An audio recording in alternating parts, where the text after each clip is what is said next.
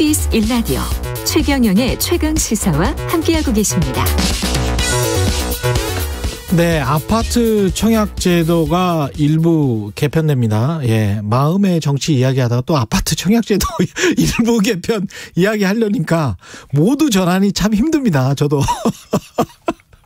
예, 그동안 당첨이 힘들었던 무자녀 신혼부부, 1인 가구 청년 등이 혜택을 입을 걸로 보이는데요. 어떻게 바뀌는지 KB국민은행 박갑수 부동산 수석 전문위원 연결돼 있습니다. 안녕하세요.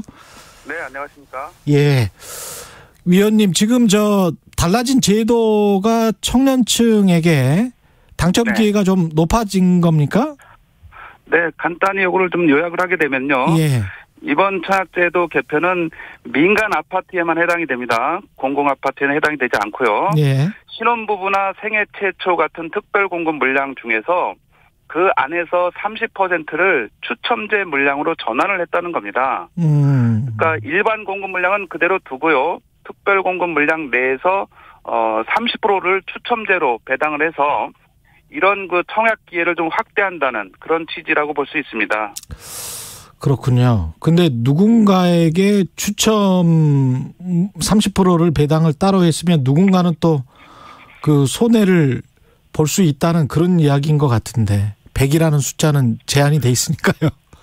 네, 그렇습니다. 합계는 예. 이제 같이 동일하게 되겠는데요. 예. 이번에 이제 개선한 점을 좀 간단히 또 다시 말씀을 드리면 예. 특히 이제 1인 가구입니다. 1인 가구가 지금 우리나라 가구 주택 유형 비율 중에서 30%를 넘고 있는 그런 상황인데 예. 이들은 이제 소득 기준이나 뭐 자녀수 이런 거에 해당이 되기 어렵기 때문에 사실상 청약을 하기가 어려웠습니다. 예.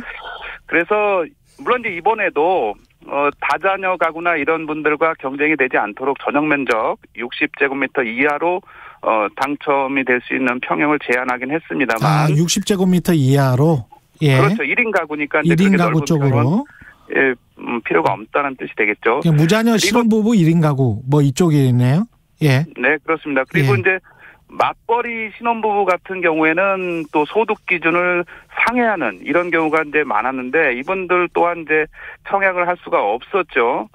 그런데 이제 이번에 이런 분들을 위해서 그런 그 소득 기준을 없애고 배제하고 이제 자산 기준 3억 3천만 원 이하면 청약 기회를 부여하는 이런 그 내용까지도 개선을 했습니다. 그래서 이런 그 특별 공급 내에서 그동안 좀 소외됐던 계층의 참여를 좀 30%까지 배정하면서 유도했다는 측면에서 의미가 있다고 할 수 있습니다. 그만큼 그쪽 계층의 수요가 많았다라고 지금 생각을 하는 걸까요? 정부는? 네, 방금 말씀드린 대로 1인 가구가 차지하는 전체 가구 유형 중에서 30%를 이미 넘고 있고요. 예. 그리고 맞벌이 부부 같은 경우 우리가 예를 들게 되면 예. 뭐 대기업에 근무하든 뭐 이런 사항을 가정할 경우에는 예. 기본적으로 소득 기준이 뭐 예를 들면 뭐 각자 5천만 원씩 받는다 그러면 금방 1억 원을 넘게 되지 않습니까? 그렇죠. 이런 분들이 사실상 그 어찌 보면 그동안 좀 그 구간에서는 대우가 없었던 이런 측면이 있었기 때문에 충분히 좀 청약 제도 하로 유인할 수 있는 그런 기대책은 되지 않을까 생각됩니다. 40대 이상 그 무주택자들 같은 경우는 본인들 네. 왜 이렇게 청년 측에 집중하느냐. 우리는 네네. 무주택을 그렇게 오랫동안 20년 정도 했는데 네. 그런 어떤 불만이 있을 것 같아요. 네, 그렇습니다. 그런 뭐 일종의 불만, 반발 움직임이 그동안 쭉 있어 왔습니다. 예. 이미 이제 우리 40대 이상의 그런 무주택자분들은 똑같이 20, 30대 시절을 겪어왔지 않습니까? 네. 그 기간을 또 무주택의 그런 서름을 이겨내면서 여태까지 견뎌왔고, 예.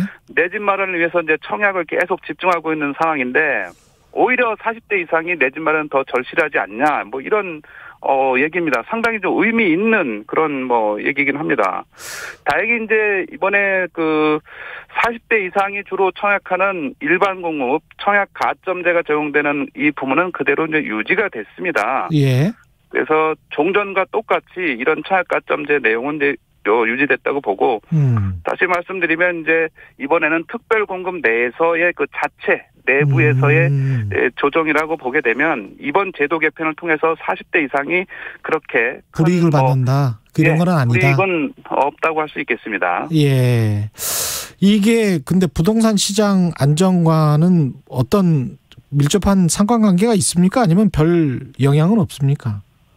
우선 뭐 심리적인 영향은 1차적으로 있을 수가 있습니다. 왜냐하면 20, 30대가 이제 청약에서 뭐 사실상 배제되는 이런 계층들이 대출을 이제 뭐 영끌 대출 이런 얘기도 많이 있었지 않습니까? 그렇죠. 이런 분들의 상당 부분을 청약 시장으로 다시 되돌아오게 할 수 있는 유인책이 될 수 있다는 얘기가 됩니다. 예. 물론 이제 당장 그럴 만큼 또 물량이 좀 확보돼야 되는 측면은 있겠습니다만, 뭐 절대적인 또 물량이 많지 않으면 이런 또 그렇죠. 유인이 됐다 하더라도 지속될 수 있는 뭐 한계는 있긴 하겠습니다만, 전반적으로는 어찌됐건 기회를 넓혀서 청약 시장으로 좀 올 수 있는 이런 여건은 좀 개선됐다고 볼 수는 있습니다. 그 청약의 기회를 계속 기다려야 할까요? 예, 무주택자 입장에서 지금처럼 높은 가격에 일단은 그것부터 여쭤볼게요. 그 박 의원님은 지금의 현재 서울 수도권 가격을 어떻게 보세요? 우선은 단기적으로 너무 급등했기 때문에 사실상 뭐 솔직한 심정은 올라도 너무 올랐다입니다. 너무 올랐다. 근데 너무 올라서. 근데 사람들 마음이 이제 너무 오르니까 무주택자들은 더 마음이 조급해졌을 거란 말이죠. 네, 근데 맞습니다. 이제 주식처럼 꼭지에 또 이분들이 잡으면 안 되는데. 어떻게 보세요? 그 청약까지 뭐 충분히 좀 기다리고 신도시 건설되고 그다음에 가격이 좀 떨어지는 것까지 볼 수 있는 기간이 있다. 좀 기다려도 된다. 이렇게 보십니까? 어떻게 보세요? 네, 이번 이제 청약제도 개편도 있었습니다만. 우선 이제 일반 매매 시장에서 집을 마련하는 방법과 분양 시장에서 청약을 통해 당첨이 되는 방법이 있을 수가 있는데. 우선 일반 매매 시장은 이제 그만큼 많이 올랐다는 말씀을 드렸잖아요. 그렇죠. 이거를 유일하게 만회할 수 있는 방법이 청약에 당첨되는 길입니다. 아직 분양가가 상대적으로 낮게 책정됐기 때문에 그렇죠. 이 부분에 대한 관심은 유지해야 되고 다행스럽게도 이제 그 정부가 수도권의 3기 신도시 물량을 또 대폭 확대하고 나섰어요. 이번에 이제 지난달에 추가적으로 광명, 시흥 이후에도 여러 또 그 3기 신도시를 발표했지 않습니까? 이렇게 돼서 3기 신도시 물량이 이제 대략 1차, 2차 합치게 되면 한 35만 호 정도에 이릅니다. 신도시만 얘기하는 겁니다. 이제 이런 물량들이 제때 좀 빨리 공급이 된다면 충분히 이 중산층 이하의 이런 분들은 좀 기대해도 되지 않겠나는 생각을 하고 있습니다.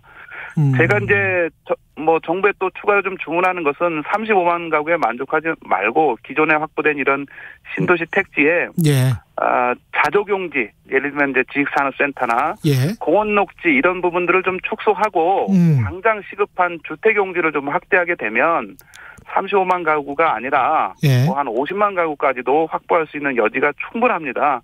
이런 식의 그 공급 물량 확보를 통해서 시장 안정에 조금 더 다가설 수 있는 그런 변화된 정책이 좀 요구된다고 할 수 있습니다. 알겠습니다. 그 사전 청약을 적용을 하면 민간 분양에 이거는 건설사들은 어떻게 받아들일까요? 좋아할까요? 싫어할까요? 건설사들 입장에서는 이제 자율적으로 사전 청약에 참여를 할 수 있긴 합니다만 정부가 이번에 그 공공택지 매각을 할 때 사전 청약을 6개월 안에 실시해야 된다는 조건을 달았습니다. 그러다 보니 아파트 부지 매입을 해서 사업을 하려면 당연히 사전 청약 조건을 충족을 해야지만 이행해야지만 이제 가능한 그런 사항이 됩니다. 그만큼 이제 건설사들은 약간의 시장 상황이 또 이게 사전 청약까지 아니면 본 청약 입주까지 장기간 시간이 소요되지 않습니까? 그렇죠. 그래서 시장의 변화에 대해서 다소 우려를 좀 하고 있는 거고요.